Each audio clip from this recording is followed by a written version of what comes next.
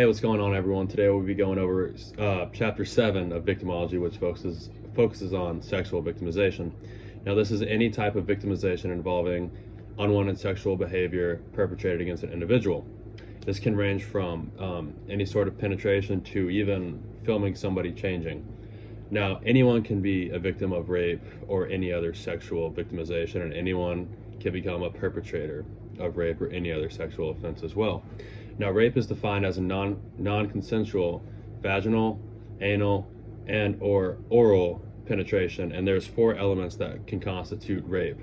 This can be forcible rape, drug or alcohol facilitated rape, incapacitated rape, and statutory rape.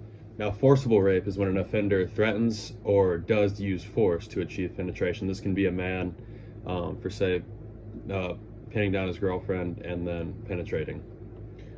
Drug or alcohol facilitated rape is when a victim is given drugs against their own will or without knowing they're given drugs or alcohol, and then they are raped while under the influence. Now, this could be a man slipping a drug into an unsuspecting woman's drink, and then once they become disoriented, going ahead with the penetration. And incapacitated rape is rape that occurs when a victim is unable to consent because of being unconscious, drugged, or otherwise incapacitated. Now, this is different than drug or alcohol facilitated rape because the victim this time is self-inducing themselves with the drugs or alcohol. Lastly, we have statutory rape. Now, this is when a person under the age of consent has sexual intercourse, and this is because they are deemed unable to give consent due to their age.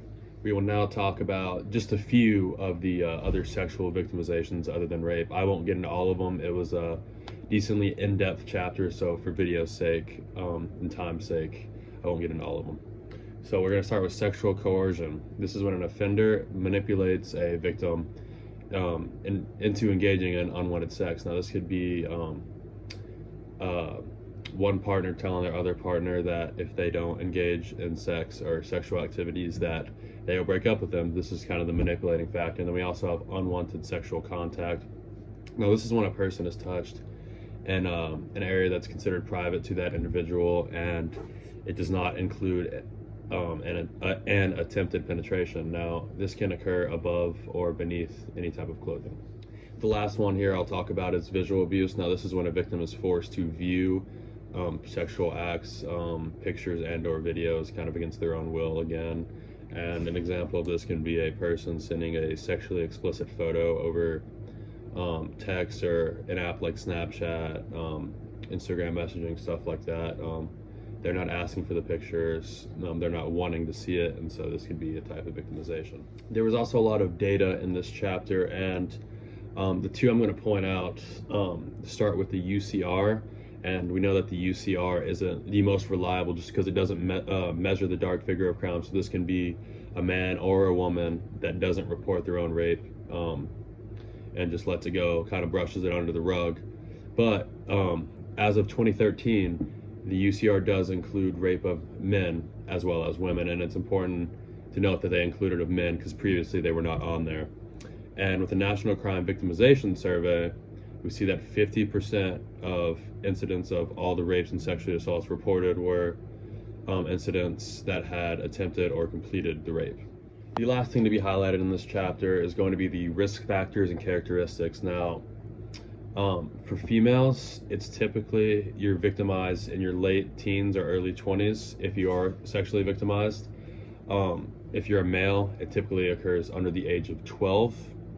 Socioeconomic status typically has a factor of victimization, as well as your location of residence. Blacks are more sexually victimized than any other race. If you live in rural areas, you are also more likely to be sexually victimized, as well as if you're unemployed.